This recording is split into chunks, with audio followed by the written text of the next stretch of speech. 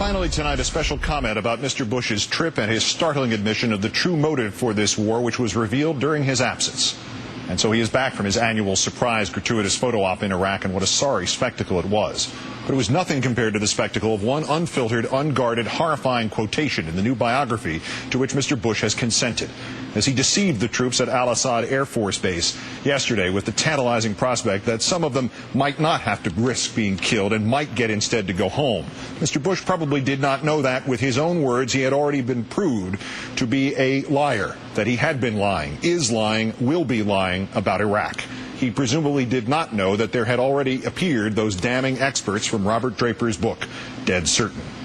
"I'm playing for October, November," Mr. Bush said to Draper.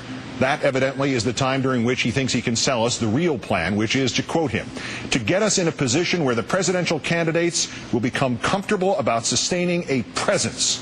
Comfortable, that is, with saying about Iraq, again quoting the president, "stay longer." And there it is, sir. We've caught you. Your goal is not to bring some troops home, maybe, if we let you have your way now. Your goal is not to set the stage for eventual withdrawal. You are, to use your own disrespectful, tone-deaf word, playing at getting the next Republican nominee to agree to jump into this bottomless pit with you and take us into it with him as we stay in Iraq for another year and another and another and anon. Everything you said about Iraq yesterday and everything you will say is a deception for the purpose of this one cynical, unacceptable, brutal goal, perpetuating this war indefinitely. War today, war tomorrow, war forever. And you are playing at it. Playing! A man with any self-respect, having inadvertently revealed such an evil secret, would have already resigned and fled the country. You have no remaining credibility about Iraq, sir. And yet yesterday at Al-Assad, Mr. Bush kept playing, and this time using the second of his two faces. The president told reporters, quote, "They, General Petraeus and Ambassador Crocker, tell me if the kind of success we are now seeing continues, it will be possible to maintain the same level of security with fewer American forces." And so Mr. Bush got his fraudulent headlines today. Bush may bring some troops home, while the reality is, we know from what he told Draper, that the president's true hope is that they will not come home, but that they will stay there, because he is keeping them there now in hope that those from his political party fighting to succeed him will prolong this unendurable disaster into the next decade. But to a country dying of thirst, the president seemed to vaguely promise a drink from a full canteen, a promise predicated on the assumption that he is not lying. Yet you are lying, Mr. Bush, again. But now we know why. You gave away more of yourself than you knew in that Draper book, and you gave away still more on the arduous trip back out of Iraq. Hours in the air without so much as a single vacation.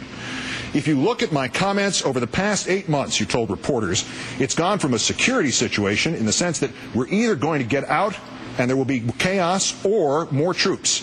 Now the situation has changed where I am able to speculate on the hypothetical. Mr. Bush, the only hypothetical here is that you are not now holding our troops hostage. You have no intention of withdrawing them. But that doesn't mean you can't pretend you're thinking about it, does it? That is your genius, sir, as you see it anyway. You can deduce what we want, we the people, remember us, and then use it against us. You can hold that canteen up and promise it to the parched nation. And the untold number of Americans whose lives have not been directly blighted by Iraq, or who do not realize that their safety has been reduced and not increased by Iraq, they will get the bullet points. Bush is thinking about bringing some troops home. Bush even went to Iraq.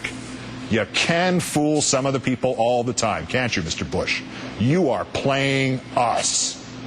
And as for the most immediate victims of the president's perfidy and shameless manipulation, those troops yesterday sweating literally as he spoke at Al-Assad Air Base, tonight again sweating figuratively in the valley of the shadow of death, the president saved for them the most egregious playing of the entire trip.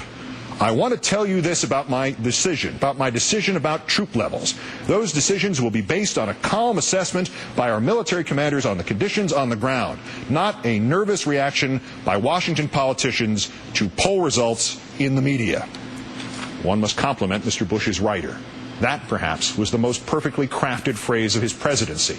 for depraved indifference to democracy, for the craven projection of political motives onto those trying to save lives and save a nation, for a dismissal of the value of the polls and the importance of the media, for a summary of all he does not hold dear about this nation or its people. Nothing could top that.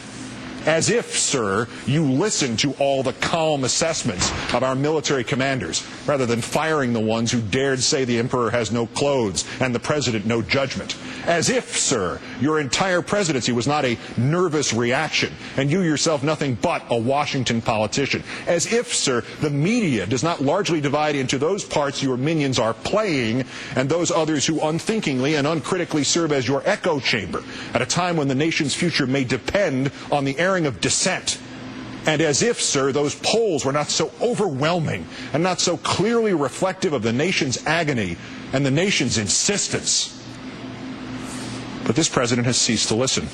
This president has decided that night is day and death is life, and enraging the world against us is safety. And this laziest of presidents actually interrupted his precious time off to fly to Iraq to play at a photo opportunity with soldiers, some of whom will, on his orders, be killed before the year, maybe before the month is out. Just over 500 days remain in this presidency. Consider the dead who have piled up on the battlefield in these last 500 days. Consider the singular fraudulence of this president's trip to Iraq yesterday, and the singular fraudulence of the selling of the Petraeus report in these last 500 days.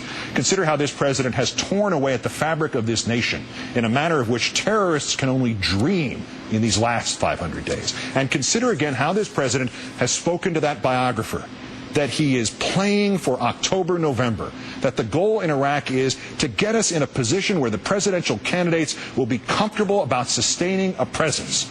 And consider how this revelation contradicts every other rationale he has offered in these last 500 days. In the context of all that, now consider these next 500 days. Mr. Bush, our presence in Iraq must end, even if it means your resignation, even if it means your impeachment, even if it means a different Republican to serve out your term, even if it means a Democratic Congress and those true patriots among the Republicans standing up and denying you another penny for Iraq, other than for the safety and safe conduct home of our troops. This country cannot run the risk of what you can still do to this country in the next 500 days, not while you, sir, are playing. Good night.